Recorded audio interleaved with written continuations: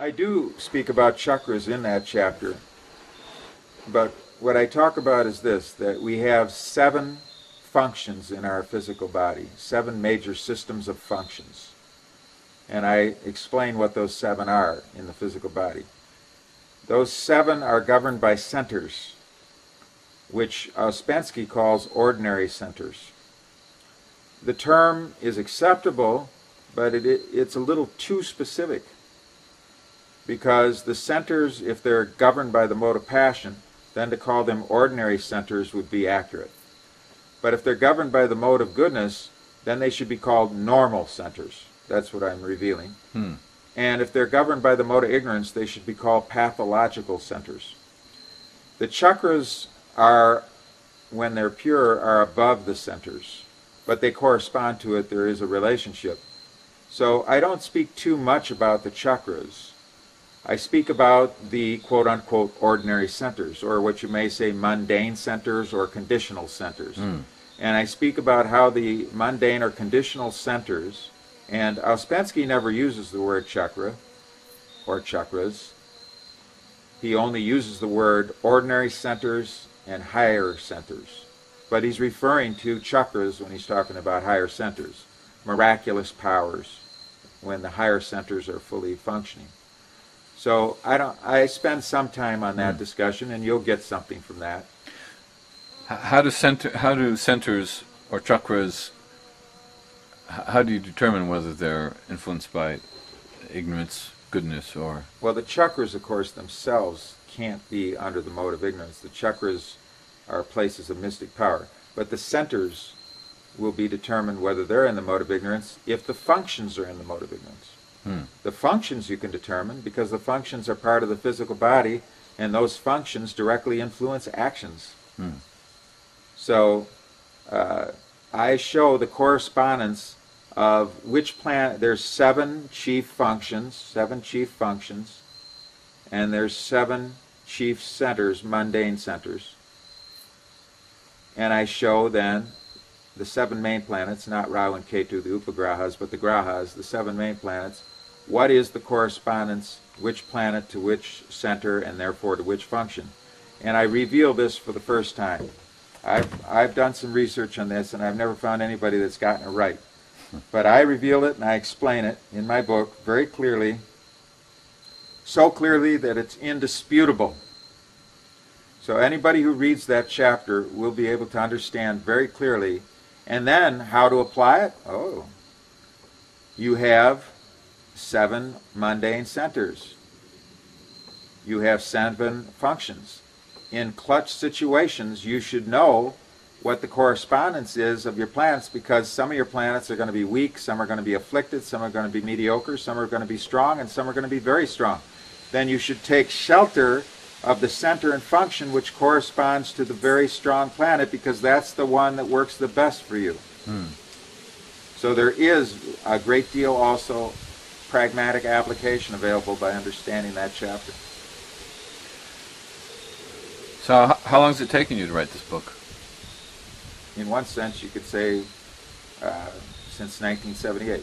In another sense, you can say that I've decided to do it about a year ago. But I really got serious about doing it just a few months ago. So the actual writing began in the terms of getting on the computer. That began only less than 2 months ago. So it's been in gestation for 30 years. The point is that I had to be very confident about many things. Yeah. And I had to know them to be true. I'm not giving my system per se. I'm giving my realizations. And then I'm giving a system that works based on those realizations. What books are you thinking? Do you have any writing projects in mind for the future? Most definitely I do. My system is called Integrated Occult Studies by Kala Purush Publications. So the first book is going to be Core Sidereal Astrology. The second, third, and fourth books, and it may be in this order, it may not be in this order, but it very possibly will be in this order, will be, I will reveal Ouspensky's teachings in great detail in terms of the absolute truth, where he was exactly right, where he is mostly right, and where he wasn't right. I'm going to reveal it very, very specifically in great detail. I'm also going to reveal for the first time the correspondence of the tarot to Vedic teachings. And then I'm going to reveal Nostradamus and what his most important next prediction is and why, and how almost nobody understands this next prediction. I'm going to show conclusively what is the next great danger that we're facing, and why I will show in unbreakable logic applied to his texts why this is actually the great danger we're facing. And we might or might not have, I'll be optimistic to say we probably have enough time to avert it, but we need to know what it is. And I'm going to reveal that in my book on Nostradamus. So those are the three books you could, to use just quick code, Ouspensky, Tarot, or Vedic Tarot, and Nostradamus. You call your publishing, you're published by Kala Purush. You call your publishing house Kala Purush. Why did you choose that name? Kala Purush Publications, because the supreme form of time is the Kala Purush, and the science of sidereal astrology is the science of time. Most people don't know, but they don't know about the term Kala Purush.